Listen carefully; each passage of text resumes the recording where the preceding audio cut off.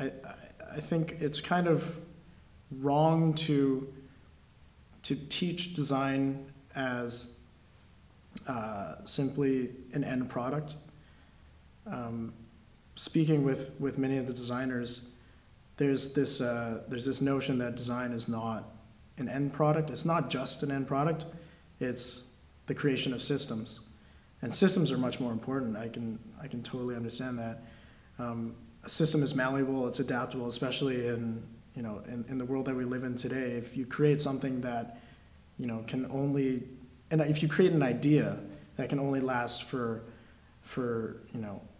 a year, and the next year it's completely obsolete.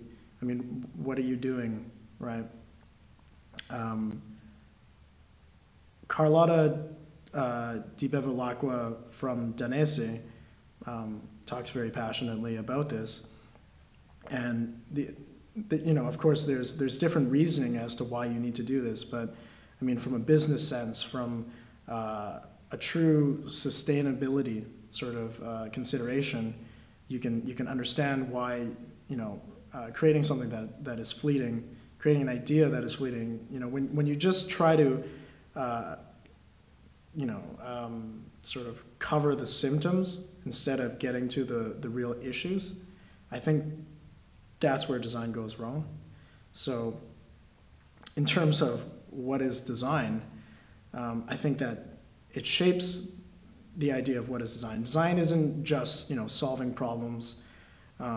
Design isn't just dealing with constraints. It's not just form making. It's not just talking about materials. It's not just any of these things. It's the culmination of it all. When you talk to Italian designers about design, they don't even know what design really means. They don't even use that word. They don't use design. They use progetto, right? And progetto, project. So a project, I think, describes it better. I think it grounds design. I've never been a fan of design that mimics art for art's sake. I think there needs to be a purpose. There needs to be an environment that it's going into. There needs to be a culture that it draws root from. There needs to be an audience or a user that it is designed for.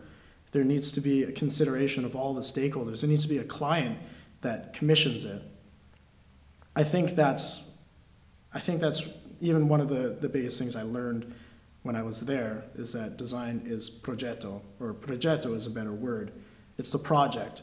It's a constraints. It's all of that. It's how the thing ends up being shaped. And it's a process that you take to get there. When we were over there, there's these young designers that are doing this amazingly interesting stuff in the realms of interaction design, with mixed media and microarchitecture. An example, M-Zero. We were speaking with Alberto Iacovoni, and the stuff they do there is amazing. But you wouldn't think of Italy as being this strong interaction design place. But you have these amazing firms in there that are doing it, and they do it because they can do it there comfortably. So that sort of rocked my world, seeing that you can do what you really want to do without having to change your environment or where you are. In fact, you end up changing that environment because with going back to M-Zero, that group, they were a part of this revolution in Italian design with this sort of cutting edge new sort of rebellion, which was amazing. So yeah, I think what it really tells me is that I can do what I want to do. I just go for it. There was this this design group, ... I knew pretty much nothing about them before I went to Italy, which is kind of bad. But after talking to them, they're this multidisciplinary design group, but not multidisciplinary as in we're a studio that is made up of graphic designers, interaction designers, artists, and video people. No, we're all of these elements coming together into this this one sort of unified vision, which is amazing. It's not that they take on like a poster project and then their next project is a touchscreen table or whatever. It's everything comes together, and I think that's kind of where I kind of see myself in terms of where my strengths kind of lie. For me, I like to get my hands dirty in everything.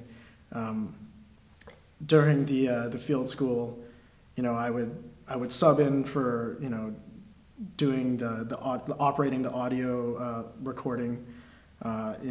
When somebody had tired hands, I'd go in and do some filming as well, whether that was context footage or interview footage. I think that's kind of what I pride myself on, is being able to sort of just jump in when needed to make things go, and I kind of like that. I like being able to.